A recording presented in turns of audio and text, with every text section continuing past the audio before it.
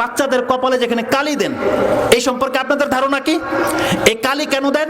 বলছে বদনজর থেকে বাঁচাবে। এই কালির ক্ষমতা আছে বদনজর থেকে বাঁচানোর? তাহলে আল্লাহ কোরআন নাজিল করেছে কেন আপনি বলেন? আল্লাহ সুবহানাহু ওয়া তাআলা মুহাম্মদ সাল্লাল্লাহু আলাইহি ওয়াসাল্লামকে শিক্ষা দিলেন কোরআন, যে বদনজর থেকে বাঁচার জন্য তোমাকে কোন সূরা কোন আয়াত পড়তে হবে, এটা মুহাম্মদ সাল্লাল্লাহু আলাইহি ওয়াসাল্লাম আমাদেরকে শিক্ষা দিয়েছে। আর যারা আপনাকে শিক্ষা দিয়েছে কালি লাগাতে হবে, তারা কোন ধর্মের? তাহলে হিন্দুর ধর্মেরটা আপনি যখন বুঝেন যে এটা শিরক, এখন আমি বললাম এখানে কালি লাগানো শিরক। আরো মজার বিষয় আপনাকে বলি, মানুষের অন্তরের মধ্যে শিরক কিভাবে গেঁথে যায় আপনি দেখেন। কিছু মহিলা আছে চালাক মহিলা, সে কালি কপালে দেয় না, কালি দেয় পায়ের তলে।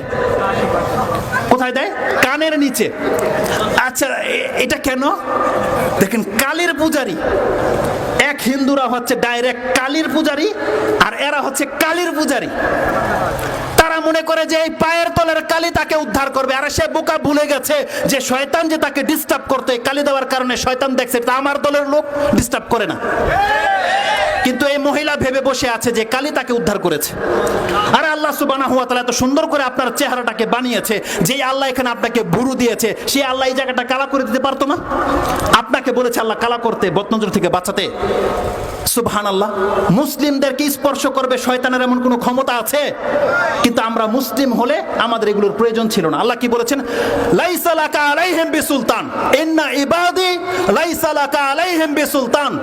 আল্লাহ বলছেন আমার যারা বান্দা হবে শয়তান, তার উপরে তোর কোনো প্রভাব খাটবে না। এই জন্য দেখেন যারা আল্লাহর বান্দা, তাদের বাচ্চা কালি মুক্ত, তাদের বাচ্চা তাবিজ মুক্ত, তাদের বাচ্চা ওই যে কায়তন যেটা এই সুতা মুক্ত, কারণ তারা আল্লাহর বান্দা, তারা আল্লাহর ভরসায় চলে।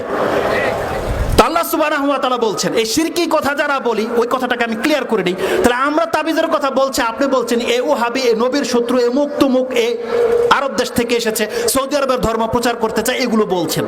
আমি সাধারণ মানুষদেরকে বলছি আপনারা ধোঁকা খাবেন না। আপনার হুজুর বলছে জায়েজ, আর আমরা আমাদের হুজুররা বলছে এটা হারাম, শিরক। যদি সত্যি সত্যি এটা শিরক হয়, আপনি জানেন এটার রেজাল্টটা কি হবে? জানেন আপনার রেজাল্টটা কি হবে? সেখানে কেউ আপনাকে উদ্ধার করতে পারবে? তাহলে যদি বাঁচতে চান এই দুনিয়াতে আপনাকে বেঁচে দেখাতে হবে। যখন যেহেতু সন্দিহান বিষয়, তাহলে আপনি সন্দিহান থেকে বেঁচে গেলেই তো হয়ে যায়। এখানে দলাদলির কি আছে বলেন? এখানে দলাদলির কি আছে? আপনি হক কথাটাকে যদি মেনে নিতে চান, আপনাকে এক ভাই বলছে ভাই ওদিকে যেন না, মারপিট হচ্ছে, গোলাগুলি হচ্ছে, আরেক ভাই বলছে কিছু হবে না, যান, আপনার কিছু হবে না। তাহলে আপনি যদি বাঁচতে চান, তাহলে আপনার এই পথ দিয়ে না যাওয়াটাই তো উচিত ছিল, উচিত ছিল না? রাসূল সাল্লাল্লাহু একটা হাদিসে ক্লিয়ারলি বলে দিয়েছে, কি বলেছেন? আল হালালু বাইয়িনুন ওয়াল হারামু বাইয়িনুন। এটা বুখারীর 50 নম্বর হাদিস, আপনি খোঁজেন পেয়ে যাবেন। ওনার নাম হচ্ছে সাহাবী, যেটা বর্ণনা করছে লম্বা হাদিস, এই টুকরাতে রয়েছে আল হালালু বাইয়িনুন ওয়াল হারামু বাইয়িনুন। নোমান বিন সাবিত, প্রসিদ্ধ হাদিস এটা। তিনি বলছেন ওয়া বাইনাহুমা মুশতাবিহাত লা ইয়ালামু কাসীর, ওয়া বাইনাহুমা মুশতাবিহাত লা ইয়ালামু কাসীরুম মিনান নাস। অধিকাংশ মানুষ জানে না এগুলো হালাল না হারাম, অধিকাংশ মানুষ জানে না। তার মানে কিছু মানুষ তো জানে এগুলো হারাম।